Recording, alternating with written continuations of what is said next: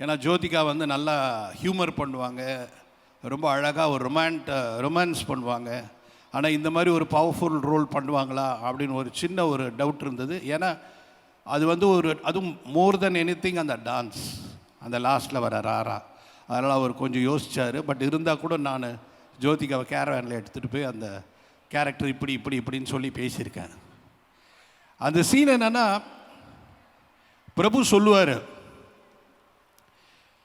நான் என்னுடைய மனைவி எத்தனையோ வாட்டி பார்த்துருக்கேன், ஆனால் ஒரு நாள் கூட ஏன்னா ரஜினி சார் சொல்லிட்டார், உன் மனைவி கங்கா தான் சந்திரமுகின்னு. என் மனைவி கங்கானா அவர் நம்ப முடியாது இல்லையே. ஒரு நாள் கூட என் மனைவியை நான் அப்படி பார்க்கலையேன்னு. சந்திரமுகியாக மாறுற கங்காக்கு உன்னுடைய தூக்கத்தோட ஆழம் என்னன்னு தெரியும். அவள் அந்த நேரத்தில் போவா, சந்திரமுகியாக மாறுவா, ஆடுவா. அதுக்கப்புறம் உனக்கு நீ இந்த இது பண்ணுறதுக்கு முன்னாடியே எழுந்திருக்கிறதுக்கு முன்னாடியே வந்துடுவா. அப்படியானும் நீ அதை தெரிஞ்சுக்கணுன்னா இப்போ போ, உன் மனைவி கிட்ட போய் சொல்லு, நம்ம 2 பேரும் நாளைக்கு போகல, அவளுக்கு துணி எடுக்கலை அப்படின்னு சொல்லு. சொன்னால் சொல்லிப்பார். அப்போ போவா. ரஜினி பிரபு போவார், பயந்து போவார்.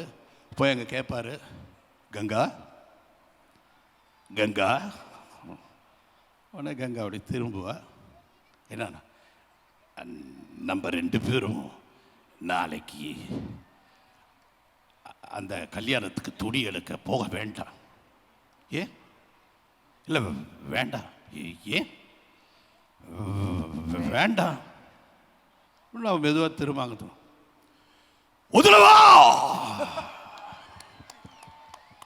నన్ను వదలవా ఒరే కుక్క, ఎంత ధైర్యం ఉంటే నా దగ్గర అలాగా చెప్తావు? నిన్ను కాడిచి బూడిద చేసి నా పగ తీసుకోకపోతే నా పేరు చంద్రముఖి కాదురా, చంద్రముఖి కాదు. గంగా టాప్ கிளம்புடா. அப்படியே ஷாக் ஆவார் பாப்பா. Super sir. அது ஜோதிகா மேம்க்கு எங்கேருந்து வந்ததுங்கிறது இப்போ நல்லாவே புரிஞ்சுடுச்சு எங்களுக்கு. வந்து ஒரு பக்கத்தான் 10 வருஷத்துக்கு முன்னே இதே குரல் இப்பவும் இளமையா இருக்காங்கிறதுக்கு நிரூபிச்சுட்டாரு சார். இல்லை, அதுதான் சொல்ல நினச்சேன் சார். உங்களை 10 வருஷம் முன்னாடி பார்த்த மாதிரி நீங்கள் இப்போ இல்லை, அதை விட இன்னும் பெட்டராக இருக்கீங்கன்னு சொல்லணும். Thank you thank you so much.